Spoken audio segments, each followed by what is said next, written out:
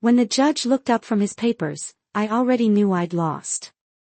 Not because I was guilty, but because the man sitting across the courtroom was my father. He didn't flinch when our eyes met. Not even a hint of regret. Just the same cold stare he gave me 15 years ago. The day he walked out after my mother's funeral, the day he decided grief was my fault. Now he was back dressed in the same arrogance that used to fill our house, telling the court that I'd stolen everything he ever built. The irony, the only thing he ever built was the wall between us. I swallowed hard as the judge, his old friend, nodded along. For them, this was routine. For me, it was a rerun of the same betrayal I'd been living in silence since I was 17. My name is Maya Sterling, and this time, I wasn't going to stay silent. Snow blurred the skyline of Denver that morning, coating the city in a silence too clean to be trusted. From the 21st floor, the windows of my office turned the storm into glass, a perfect illusion of peace, until my phone rang. The call came from the Denver County Court. A few minutes later, an email followed. The subject line cut through the screen like a blade: notice of petition to contest. Will filed by Marcus Thorne. My hands went cold before I even opened it. Marcus Thorne, my father, the man who once shaped laws and shattered families with the same precision. The man who walked away when I was 17 and never looked back. He'd built his career preaching justice. Now he was using it as a weapon. The petition claimed I was unfit to manage the inheritance my grandmother left me. It wasn't about money. It was about power, about control, about rewriting a history he'd abandoned. Later that day, I went to the courthouse to file my response. The wooden hall smelled of polish and old paper. Then I saw him. Silver hair, immaculate suit, expression carved from stone. He didn't greet me. He didn't have to. You can still keep your dignity, he said flatly. Withdraw now. I met his gaze. I have my own version of dignity, and it doesn't require your approval. He turned and walked away, leaving behind the faint scent of his cologne and the same emptiness he'd left in my life. When I opened the official file later that night, my stomach tightened again. The petition carried not just his name, but the witness signature of Judge Arthur Vale, his old friend. The same man from that photograph on my grandmother's mantel, smiling beside him years ago. The pattern was clear. The pieces were already in motion. And somewhere deep down, I knew my grandmother had seen this coming long before I did. The road to Estes Park was quiet that morning. The mountains still half asleep under a layer of frost. When I reached my grandmother's cabin by the lake, the air carried the same scent of pine and turpentine she used when painting. Sunlight filtered through the curtains, pale and cold, touching the old wooden mailbox that had her initials carved on it. Inside, dust clung to everything. The silence felt almost sacred. The lawyer had said she left something for me, a letter. I found it behind a stack of family albums in her safe. A yellow envelope sealed tight, my name written in her looping hand. Her voice came back to me as I read. If you're holding this, it means Marcus has returned. Don't let fear rob you of what's right. Real justice doesn't come from a gavel. It comes from the heart that dares to speak when silence feels safer. My hands trembled when I saw what was beneath it, a copy of her will. An unpublished version I'd never seen. There, tucked neatly into the final page, was a single paragraph labeled ethical clause. If the petitioner is proven to have violated honesty or engaged in bribery, the entirety of the estate shall transfer to the charitable fund overseen by Maya Sterling. For a moment I couldn't breathe. She had anticipated this every manipulation, every betrayal. She hadn't just written a will. She'd left a trap wrapped in righteousness. I pulled open the bottom drawer of her desk, and a photograph slipped out. A younger Eleonora smiling. Beside a silver-haired man, Arthur Vale, my father's oldest friend. On the back, written in her careful cursive, for Marcus's old friend with love. I stared at it for a long time. She had known exactly who he was, and yet she'd built her plan around him. My grandmother hadn't simply trusted the law. She'd turned it into a weapon for truth. She didn't just leave me an inheritance. She left me a road map to justice. The marble halls of the federal courthouse in Denver echoed with footsteps and cameras. The first hearing to validate my grandmother's will was already drawing attention. The press whispered my father's name like it carried moral weight, like the world had forgotten what he'd done to earn it. Then he walked in with his lawyer, Vincent Cade. I hadn't seen him in over a decade, but I knew that face. He'd once been the CFO of Thorne Foundation until my grandmother discovered he'd redirected scholarship funds into his own accounts. She'd fired him publicly, telling me afterward, "Remember that man, Maya? He sells integrity to the highest bidder." And there he was again, now defending the man who'd raised him up after she tore him down. The hearing began. Judge Arthur Vale entered with the confidence of someone who'd never been told no. He greeted me with a polite smile, his tone smooth and polished. "Miss Sterling, I trust we'll find the truth together." But the way his eyes swept past me, said otherwise. As proceedings continued, I realized this wasn't a courtroom. It was theater. My father played the role of the concerned patriarch. Vale played the impartial judge. And me, I was the villain of their script, the greedy daughter, standing trial for a crime she didn't commit. When it ended, I gathered my things, trying to steady my breathing. Behind me, two voices carried softly down the corridor, piercing my father. "This will be quick, Marcus. Old-time sake." The words froze me mid-step. My hand slipped into my coat pocket, brushing against the envelope from Estes Park. I thought of my grandmother's handwriting, the line she'd left for me. "When you hear the words, 'Old times is sake,' you'll know justice is being sold." I turned toward the door, the world narrowing to the sound of my own pulse. They thought they'd written the ending to this story, but they didn't know she'd already scripted a different one through me. 3 weeks after the first hearing, the Denver federal courthouse looked less like a house of law and more like a stage. Reporters packed every corridor, microphones flashing like bayonets, their headlines already written, "The daughter versus the judge." I arrived with a temporary attorney, a timid young man who fumbled his briefcase twice before we even passed security. My father moved through the chaos as though he owned it, smiling, waving, shaking hands, soaking in the spotlight. He looked less like a man on trial and more like a man being honored. Inside the courtroom, Vincent Cade delivered his performance flawlessly. His voice carried confidence, every word dipped in feigned righteousness. "My client, the Honorable Marcus Thorne, only wishes to protect his mother's legacy from mismanagement. Ms. Sterling has shown instability and poor judgment in her handling of funds." Each sentence landed like a nail hammered into my reputation. Cameras snapped. Reporters scribbled.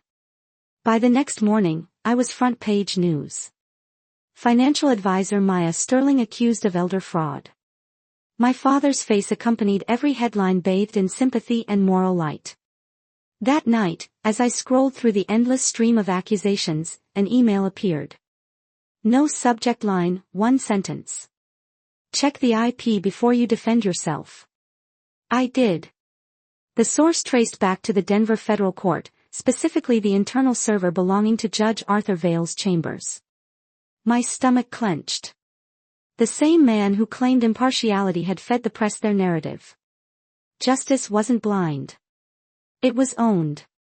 I filed a motion to have him removed. Within hours, it was denied. The signature at the bottom, Arthur Vale, an old colleague from the Financial Ethics Association, sent me a file from 2004. Judge Vale cleared of bribery charges thanks to the intervention of federal prosecutor Marcus Thorne. 20 years of loyalty, 20 years of debt. Later that evening, my father appeared on national television, voice calm and practiced. "I only wish to protect my mother's estate. My daughter simply doesn't understand the honor of the Thorne name." The anchor nodded as if truth itself had spoken. For the audience, I was no longer a daughter, but a warning. Watching his performance, I realized something important. If he wanted a war fought with reputation, then truth would be my weapon. If they wanted me to be the villain, I'd give them a story where the villain wins. The cafe in downtown Denver smelled like burnt espresso and cold rain. Nina Reed sat in the corner booth, red hair pulled back recorder on the table. She'd once exposed the judge's for sale scandal. She didn't need introductions. I told her everything. Vale Lang, the falsified evidence, the emails. When I finished, she leaned forward. You sure you want your father's name printed? If that's what it takes to keep my grandmother's promise, yes. Her lips curved slightly. Then I'll find Vale's trail. But if you're lying, you'll ruin us both. I'm not the liar here, I said. They are. Days later, she texted. Found something. Same $25,000 transfer every year. MT Consulting LLC to Judicial Retire Fund. MT Marcus Thorne. The name alone made my skin prickle. He'd been paying Vale for years, laundering bribes as donations. At a fundraising dinner, Nina posed as a local reporter and snapped a photo. Vale and my father clinking glasses, their smiles smug and certain. The next morning, Vale sneered in court. Ms. Sterling, the media attention you've attracted won't save you here. I met his gaze. I don't need the media, Your Honor. I have something better, the truth. His smirk faltered, and in that instant I knew his empire had begun to crack. The deposition room in Denver's federal court was lit by a single strip of cold fluorescent light that made everything look sterile, even the truth. My father sat across the metal table, posture, straight, calm, perfectly composed. Vincent Cade adjusted his cufflinks like he was about to perform not question. Judge Vale stood at the corner, pretending objectivity, his eyes already carrying judgment. Cade's voice dripped with false civility. Ms. Sterling, did you oversee the Thorne Foundation Scholarship Fund? Yes, I said evenly. As financial supervisor. And did you withdraw $350,000 into your personal account? No, that was a reinvestment approved by the board. He smiled thinly and slid a stack of documents toward me. My signature forged to perfection. My throat tightened, but I stayed silent. When the digital timestamp appeared 3 a.m. on a night I'd been giving a keynote in New York, I spoke calmly. I can prove I wasn't even in this state. Vale cut in sharp as a gavel. Ms. Sterling, this isn't a technical hearing. Answer directly. I will, Your Honor, I replied, when this court is ready to hear the kind of truth that isn't for sale. The silence was suffocating. During recess, I stepped into the hallway and caught Vale's voice. Just stay calm, Marcus. We'll freeze her accounts by next week. He didn't see my phone recording. That night, I sat with Nina in her car under the rain, the recording playing between us. If I release this, they'll deny it, she warned. Then give me a way to make them deny it in public. She grinned. Now we have a plan. Days later, Nina interviewed Vale for a puff piece about restoring public trust. When she asked if he'd attended any fundraisers with Marcus Thorne, he laughed. Pure coincidence. His denial caught on camera was exactly what we needed. Their lie immortalized by their own pride. Rain still fell over Denver when I drove to my grandmother's old office. The air smelled of paper cedar and memory. Her silver pen rested on the desk, the one she'd used to sign her first donation check. I touched it gently, hearing her voice again. Justice doesn't need a hammer. It needs a keeper. I reopened her will, reading line by line, until I found it. A faint handwritten clause on page 7. If the petitioner engages in bribery or dishonesty, all assets transfer to the Eleanora Scholarship Fund. My chest tightened. She'd seen this coming. I sent a photo to Clara Hayes. Her reply came fast. It's valid. If we prove bribery, Marcus loses everything. Minutes later, Nina's message buzzed through source inside FBI. Bank record attached. The screenshot glowed in the dark. $25,000 wired from MT Consulting LLC to the Judicial Retiree Fund the same day. Vale froze my accounts. The pattern was flawless. Clara filed the motion to recuse Vale, attaching the documents and recording. If he won't step down, we'll make sure the world watches him fall. She said before the hearing. Nina published an anonymous expose. Is Denver's justice system for sale? The court buckled under public pressure, announcing an open session. That night, I sat in candlelight, pen in hand, and wrote, "Tomorrow, I'll hold justice steady as you taught me." Wax dripped, burning away, everything except one word, truth. I smiled. That was enough. The Denver federal court was packed to the walls, every seat filled, cameras flashing like lightning. The public hearing had drawn the entire city's attention after Nina's article broke overnight. On the front rows sat Marcus Thorne, Judge Arthur Vale, and Vincent Cade, three men who'd built a fortress out of reputation and deception. I sat beside Clara Hayes, strangely calm.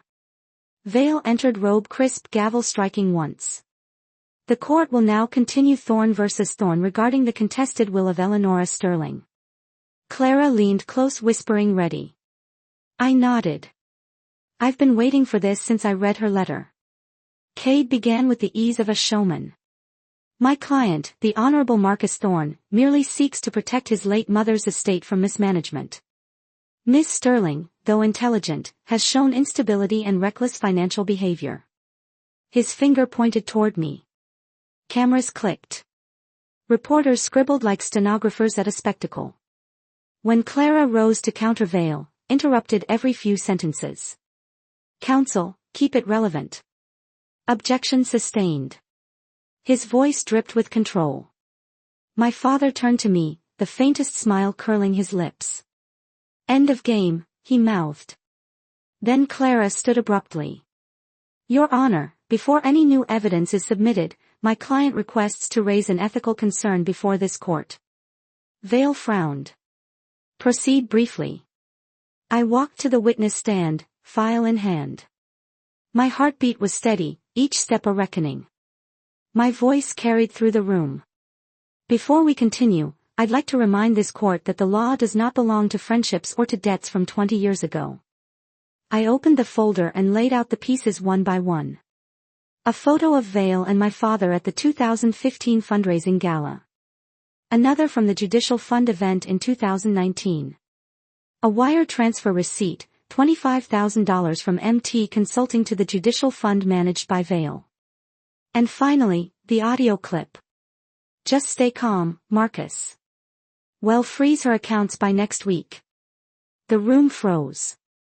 Vale's face drained of color. Even the sound of cameras stopped for a breath. Clara stepped forward.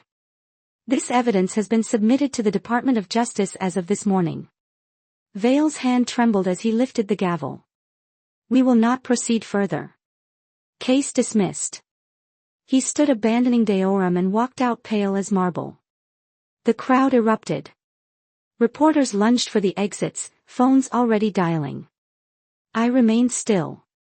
My father's voice cracked beside me. "What have you done?"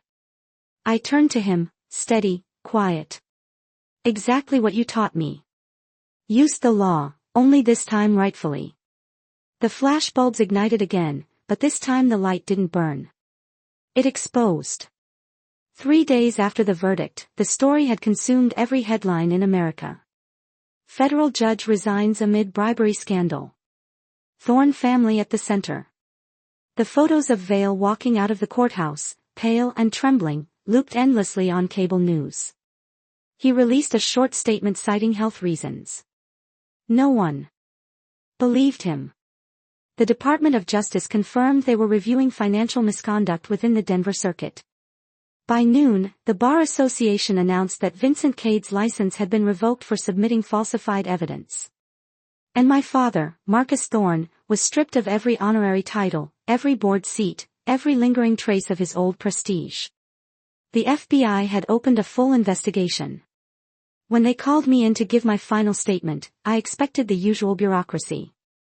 Instead, they led me into a stark interrogation room, metal table, single light, air cold enough to sting. My father sat across from me. No tailored suit, no defiance in his posture, just a man whose arrogance had finally collapsed under its own weight. His voice rasped across the room. "You destroyed everything I built." I met his eyes, calm. No, you destroyed what you built. I only took back what was never yours.